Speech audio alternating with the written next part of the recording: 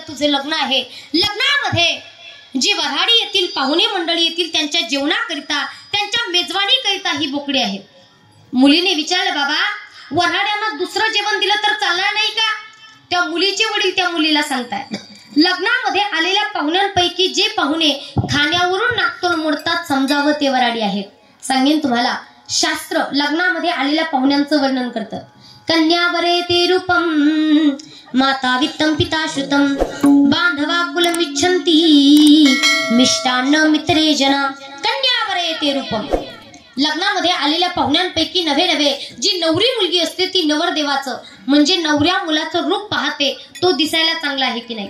जी नवरीची आई आहे ती मुलाकडे प्रॉपर्टी किती आहे ते पाहते. मुलीचे वडील जे असतात ते मुलाकडे बुद्धिमत्ता चतुराई किती आहे ते पाहतात.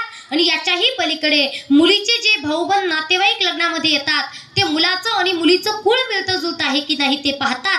आणि याच्याही पलीकडे वऱ्हाडी जे लग्नामध्ये आलेले असतात त्यांचं वर्णन शास्त्रकार करतात. मिष्टान्न मित्रे जनाहा, खाण्याकरिता काय आहे आणि काय नाही याच्याशिवाय ते दुसरं काहीच पाहत नाही. त्या वऱ्हाड्यांना चांगलं जेवण द्यावं लागेल. मुलीने रात्र विचारात घालवली. पहाटे निर्णय घेतला की आपल्यामुळे जर 40 जिवंत प्राण्यांचे प्राण जाणार असेल तर इथे थांबून उपयोग नाही. ऐका ना मायबाप, त्या मुलीने पहाटे घराचा त्याग केला.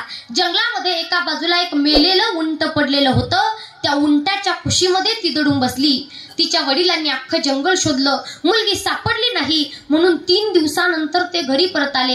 आता मात्र ती मुलगी त्या ठिकाणी विचार करू लागली की मी जर घरी गेले तर परत एकदा तीच स्थिती येईल, काय करावं. म्हणून त्या मुलीने जंगलातच राहण्याचा निर्णय घेतला. त्या जंगलामध्ये एका साधूचा आश्रम होता. त्या आश्रमामध्ये ती त्या साधूची लपून सेवा करू लागली. ते साधू सकाळी लवकर उठून त्या आश्रमापासून तर गंगेपर्यंत त्या ठिकाणी स्नानाकरिता जायचे.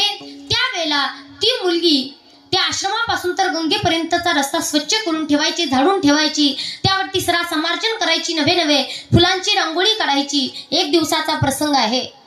त्या साधूने विचार केला, कोण असेल बरं, असेल तर लपून सेवा का करत असेल, काय कारण असेल. म्हणून ते साधू त्या ठिकाणी पहाटे लक्ष ठेवून होते. ती मुलगी नित्याप्रमाणे आली, सदा समर्जन केलं, त्या आश्रमाचा रस्ता तिने स्वच्छ केला, त्यावरती फुलांची रांगोळी तिने काढली.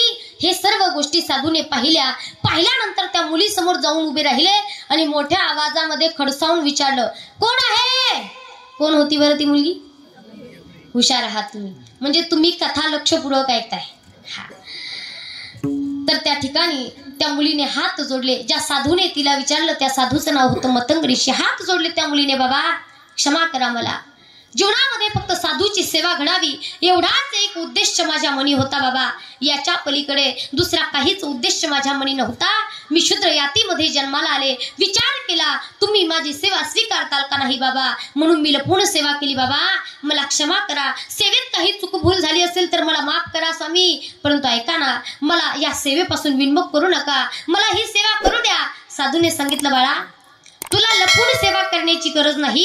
या आश्रमामध्ये राहून भगवंताचं चिंतन करून करता साधूंची सेवा तू या आश्रमामध्ये कर. त्या साधूच्या उपदेशाने ती मुलगी आश्रमामध्ये राहून भगवंताचं चिंतन करू लागली.